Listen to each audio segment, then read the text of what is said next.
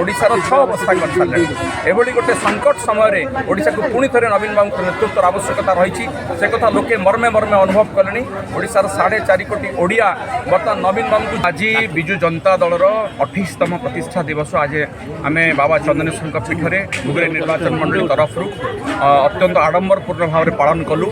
आपण मैंने जानी विजु जनता दल हूँ गोटे आंचलिक दल जहाँ 27 वर्ष पूर्वे प्रतिष्ठा होता विजु बाबूर देहांत पर ओडिशा को किए नेतृत्व दब से समस्ते भावुले ओडिशा जो कांग्रेस सरकार चलता से कांग्रेस सरकार ओडिशा को तलितलांत करदे आई समय विजु बाबूर सुपुत्र नवीन बाबू आसी ओडिशार शासन भार नहीं 25 वर्ष धरी ओडिशा को से सुशासन देकर शासन समय ओडिशा गोटे गरीब राज्य गोटे समृद्ध विकसित राज्य में परिणत होती आज तार आम स्मृति रोमंथन कलु। ता छड़ा ये निकट में जो निर्वाचन होती तो आपण मैंने समस्ते जानते आज तो भोट जो गड़बड़ होती से गड़बड़ सरकार चली जाइए अनेक लोक कहले तार प्रमाण मिलला से कथा छाड़ी मिछ कहीकि सरकार आसुँच भारतीय जनता पार्टी से सरकार शासन आप देखी 6 मासरे ओडिशार 6 अवस्था कर सारे एभली गोटे संकट समय ओडिशा को पुणी थे नवीन बाबू नेतृत्व आवश्यकता रही से कथा लोके मर्मे मर्मे अनुभव कले ओडिशार 4.5 कोटी ओडिया बर्तमान नवीन बाबू को झुरुंट से दृष्टि जो भी नवीन बाबू जाऊँच समस्ते पछरे झुरुंट आउ थे सरकार फेरी आसू बोली नेतृत्व फेरी आसू बोली चाहूँगी से कथा आज आम भोगराई जनसाधारण को सचेतन कलु। भोगराईवासी आमको आशीर्वाद कर नवीन बाबू को आशीर्वाद करशा पुणी थे नवीन बाबूर केमती सरकार आसब से आम समस्त सचेतन कलु। एवं आपण मैंने देखिए आज विराट जनसमुद्र केमती नवीन बाबू आज एकाठी है आउ थे विजु जनता दल सरकार आसवाई समस्ते आज आम संकल्पबद्ध हलु।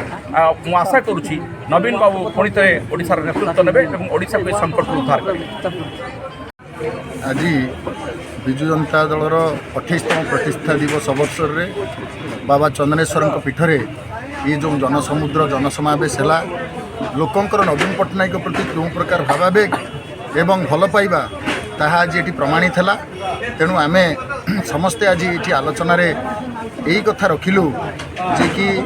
ओडिशा रे दीर्घ 27 वर्ष धरी ये दल जो गठन होती माननीय पूर्वतन मुख्यमंत्री नवीन पट्टनायक नेतृत्व में विजु पट्टनायक देहांत पर तांकर सुपुत्र एवं ओडिशा को 25 वर्ष धरी जो सेवा देइचंती ओडिशावासी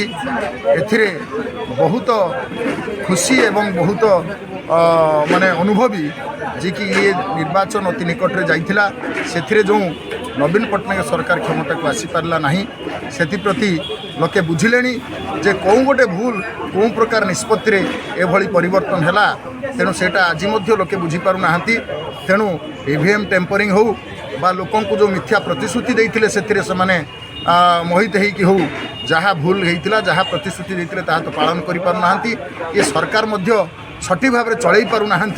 लोकों को जहाँ कहते ताहा कार्य परिणत करें ये कथा लोक आज ओडिशावासी बुझिले। तेणु तांको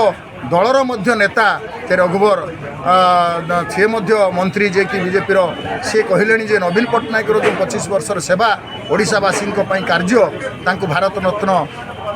उपाधि घोषित करने जो प्रस्ताव रखिंट यहाँ निश्चित भाव में सी अनुभव कले नवीन पट्टनायक किभली प्रकार भल लोक एवं सी जड़े राजनेता नथिले से जड़े जननायक थिले लोकों निजक उत्सर्ग करथिले। तेणु आज एठी समस्ते अनुभव कले एवं समस्ते संकल्प नेले जे आगामी दिन में ओडिशा को पुणी नवीन पट्टनायक सरकार केमती फेरिबो नवीन पट्टनायक पुणी ओडिशार नेतृत्व नेबे यही संकल्प समस्त पाखरे आमे रखिलु एवं लोक मध्य ताहाकु हृदबोध कले।